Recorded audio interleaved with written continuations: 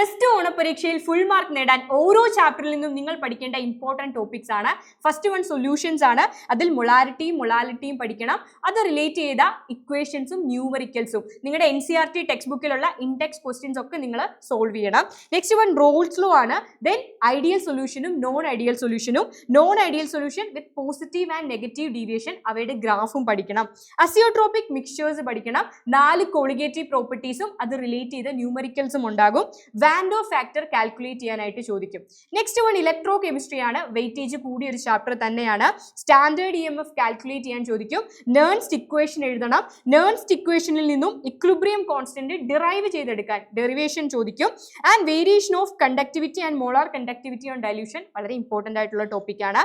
കോൾറോഷസ് law 1 മാർക്കിനും അത് define ചെയ്യാനും ഒക്കെ ചോദിക്കുന്ന സ്ഥിരം ക്വസ്റ്റ്യൻ ആണ്. ഫാരഡേസ് ലോ അത് റിലേറ്റ് ചെയ്ത ന്യൂമറിക്കൽസ് ലോ സ്റ്റേറ്റ് ചെയ്യാൻ നിങ്ങൾ പഠിക്കണം. കൊമേഴ്ഷ്യൽ സെല്ലുകളും മെക്കാനിസം ഓഫ് കൊറോഷനും വളരെ ഇമ്പോർട്ടന്റ് ആണ്. അതിൽ പ്രൈമറി സെല്ലിനും സെക്കൻഡറി സെല്ലിനും ഒക്കെ സ്ഥിരം എക്സാമ്പിൾസ് ചോദിക്കാറുണ്ട്. നെക്സ്റ്റ് വൺ കെമിക്കൽ കൈനറ്റിക്സ് ആണ്.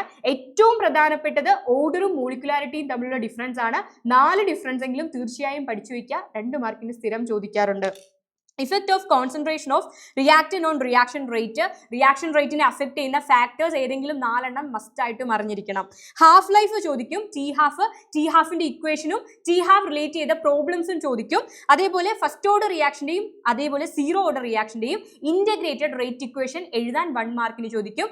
ഗ്രാഫുകൾ മസ്റ്റ് ആയിട്ടും പഠിക്കണം. ഗ്രാഫ് ഐഡന്റിഫൈ ചെയ്യാൻ ചോദിക്കും. ഗ്രാഫ് പ്ലോട്ട് ചെയ്യാൻ ചോദിക്കും. അരീനിയസ് ഇക്വേഷനുമായിട്ട് റിലേറ്റ് ചെയ്ത പ്രോബ്ലംസ് ന്യൂമറിക്കൽസ് ഉണ്ടാകും. അതിൽ ആക്ടിവേഷൻ എനർജി കാൽക്കുലേറ്റ് ചെയ്യാനുള്ള ക്വസ്റ്റ്യൻ മാൻഡേറ്ററി ആണ്. ഇഫക്റ്റ് ഓഫ് കാറ്റലിസ്റ്റ് 2 മാർക്കിന് ചോദിക്കുന്ന ഒരു ചോദ്യമാണ്. Last chapter D and F block elements ആണ്. അതിൽ ലാന്തനോയിഡ് കൺട്രാക്ഷൻ അതിന്റെ കോൺസിക്വൻസ് എല്ലാ വർഷങ്ങളിലും 2 മാർക്കിന് വരുന്ന ചോദ്യമാണ്. KMnO4ന്റെയും പൊട്ടാഷ്യം ഡൈക്രോമേറ്റിന്റെയും പ്രിപ്പറേഷൻ ചോദിക്കും.